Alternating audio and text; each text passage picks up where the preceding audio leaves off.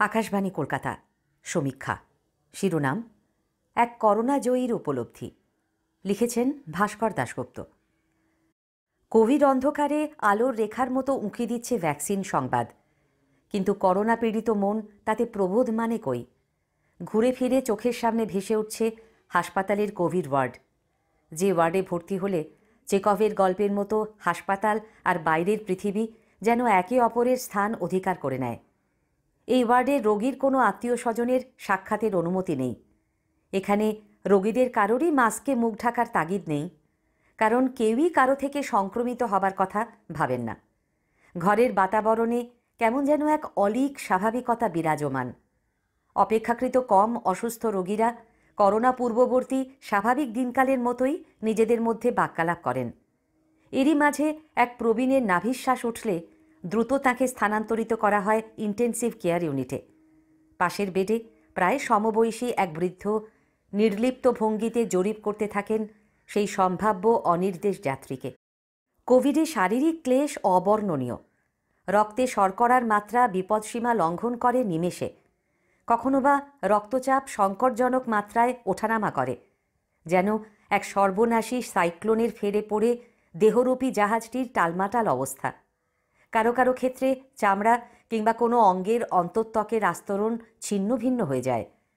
ফুসফুসের ভেতরে তা হলে শ্বাসক্রিয়ার সমূহ সর্বনাশ। পাচনতন্ত্রের অন্তঃত্বক ক্ষতিগ্রস্ত হলে খাদ্য গ্রহণের প্রয়াসে মুখের ভেতরে চামড়া খসে পড়ার উপক্রম হয়। চোখের সামনে পিপিই শোভিত চিকিৎসক সেবিকাদের চলাফেরায় যন্ত্রমানব বলে ভ্রম হয়। রোগের গতি প্রকৃতি আচমকা অন্য কোনো দিকে বাঁক না নিলে একদিন করোনাজয়ী তকমা গায়ে এঁটে ঘরে ফেরা, আর তারপরই অনুভব করা, এ কোথায় এলাম? দেহের দুর্বলতার নিরসন সময় সাপেক্ষ, কিন্তু ভাইরাস থেকে মুক্তির পরে যে অবসাদ, তার থেকে পরিত্রাণের কী উপায়? এক অকারণ আত্মবিলোপের স্বাদ জাগে। ঘরে তো ফিরলাম, আত্মীয়দের মাঝে সযত্ন লালিত হয়ে দ্রুত আরোগ্যের অভিপ্রায়ে। তবু অনুক্ষণ এক চরম হতাশা কেন গ্রাস করে?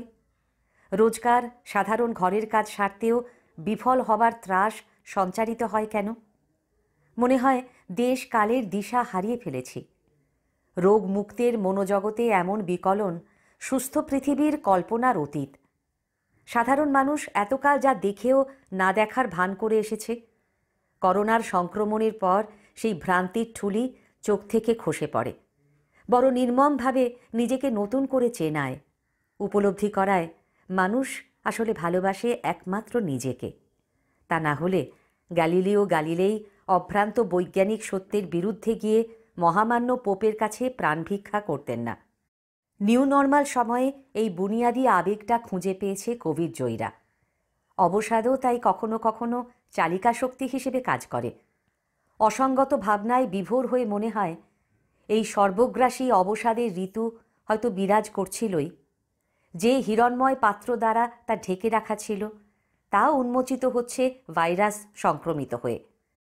অবসাদকে ধৈর্য ধরে মেনে নিতে নিতেই মন কিন্তু ভিন্ন পথ ধরে। যে চাষি হতাশায় গলায় দড়ি দিয়ে জীবন জুড়োচ্ছিল, সেই চাষি এই অস্বাভাবিক সময়ে বাঁচবার জন্য রাজপথ অবরোধ করে। যুক্তিতর্ক দিয়ে প্রমাণ করা যাবে না বটে, কিন্তু অতিমারি সত্যিই সংক্রমিত মানুষের প্রজাতি সত্তাকে অনেকখানি বদলে দিয়েছে। এই নয়া স্বাভাবিক মানুষ আরও বেশি করে বুঝে নিতে শিখেছে আখেরে নিজের কিসে লাভ। বদলে যাওয়া মানুষ পরিবেশ বদলে দিতে পারে, আর যে মানুষরা বদলালো না, পরিবর্তিত পরিবেশে তারাও পাল্টাতে বাধ্য। বর্তমানে যা আক্রান্ত রোগীর অনুভূতি রূপে একান্ত ব্যক্তিগত, আগামী দিনে যে তা নতুন চিন্তা হিসেবে সর্বজনীন হয়ে উঠবে না, হলফ করে তা কে বলতে পারে? হয়তো সে পরিবর্তন আপাতত অবিশ্বাস্য, কিন্তু বছরখানেক আগেও কি কেউ কল্পনা করেছিল মুঠোফোন ল্যাপটপে ভর করে আমাদের সন্তান সন্ততি স্কুলের পড়াশোনা করবে বাড়িতে বসে?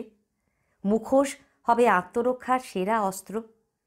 অতএব কখন কি ঘটে যায় কিচ্ছু বলা যায় না। সমীক্ষা শেষ হলো। এটি লিখেছেন ভাস্কর দাশগুপ্ত।